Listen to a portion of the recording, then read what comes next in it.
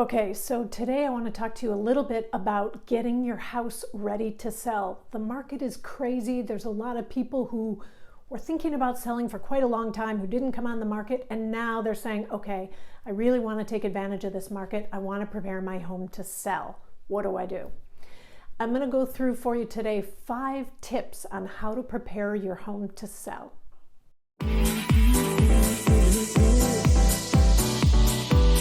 Hi there, my name is Lisa Peck and I'm a full-time real estate agent with Explore East Bay Homes and Compass. On this channel, we talk about everything in real estate, and we do get local in the outer East Bay of San Francisco. So if you haven't already, hit the like button, subscribe, and the notifications bell so we can let you know when we put out new items. Now today, my focus is going to be on 5 tips to prepare your home for sale. Let's get after it. Okay, number 1, the most common question that I get asked is, Lisa, the market's crazy. Does it even matter what I do to my house? It's going to sell no matter what, right?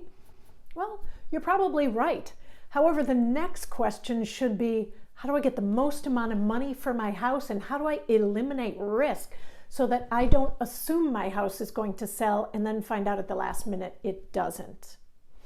So the best way to counter both of those, the best way to get the most amount of money and to eliminate the most amount of risk, is to have the most amount of buyers and have competition on your home. Doing that allows you to kind of pick and choose who it is that you want to work with.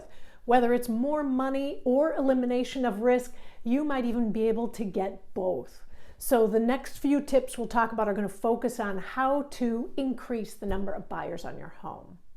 Okay, so number 2, the biggest stress point about getting your house ready is just trying to figure out where to begin. It's usually a mountain of tasks, or at least it feels like a mountain of tasks to get your home ready for market.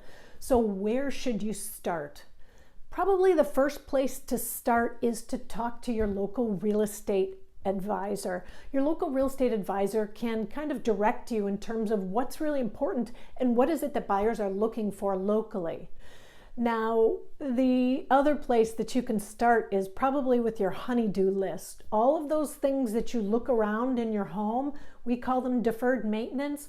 All those things that you've been saving up a list for maybe the handyman to come in and fix, or maybe your husband to fix, the honey-do list. All of those items are great items to start with, because more than likely they're going to be things that buyers come in and they take a look at and they say, oh wow, let's just use the example of the hole in the wall. There's a hole in the wall. I wonder what else this seller hasn't been keeping up with in their home. I should probably start looking a little more deeply before I write an offer, because I'm concerned about lack of maintenance and deferred maintenance in this house.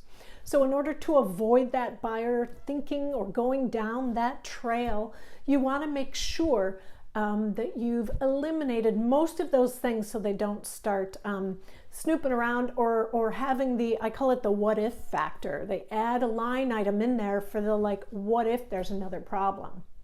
Okay, the number 3 item on our tips is, what's the most important thing to do? So I get asked this question a lot by sellers, is what's the most important out of all these things for me to do? Well, I would say that the most important thing is show off what you got. So the product that you have here is a house. You need to be able to see every inch of it. Declutter your home so you can see the floors, you can see the walls, people can see the dimensions. What I've done in the past is, with a seller who maybe questioned this, we took professional photos of their dining room with the rug underneath the dining room table, and then another photo with the rug removed from the dining room table.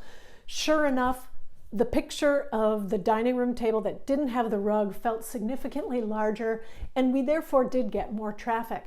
Keep in mind that buyers decide whether or not to see your home based upon what the photos look like. It's really your first showing with the professional photos. So we need to declutter in order for the photographs to come out perfect so that we can get that buyer in there for that second showing, be it an open house or a private showing.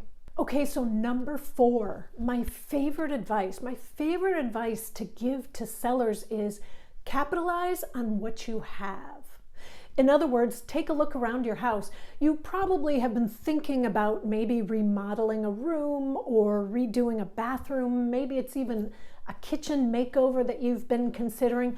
Those are things that a buyer will probably appreciate in your home. So after 23 years of helping sellers to sell their home and maximize their returns, it's never been easier than it is now in order to capitalize on what you have. At Compass, we can help you get equity out of your home in order to invest it into your home for the sale. Usually people can make anywhere from 150% to 300% of their investment. So if you invest the equity in your home, you can get it back out on the other side. In addition to making that extra money on the home, you're also creating a home whereby there will be more buyers, helping you to eliminate risk and get more money. Okay, so number 5, probably the most difficult thing for sellers to do in this market is to depersonalize their space. Keep in mind, we're trying to get the most amount of buyers, which starts with the most amount of eyeballs.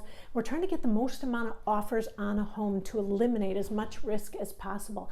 In order to do that, we really need to convert this home that you've got so many memories in into a product. This product is what buyers are going to walk in. They're going to envision their child's artwork on the wall. They're going to envision their family photos on the wall. We really need to depersonalize the space so that more and more buyers can feel themselves living in the home. When you're trying to depersonalize your space, make sure that you keep in mind you're moving anyways. So you're either going to toss it, give it away, or pack it. Just keep the bare minimum at home while you're selling your home. I hope these tips have helped you as you prepare to sell your home. If you'd like some more information or maybe some idea about property values, feel free to drop me a link down below. Don't forget, hit the like button, subscribe, and the notification bell so we can send you more info.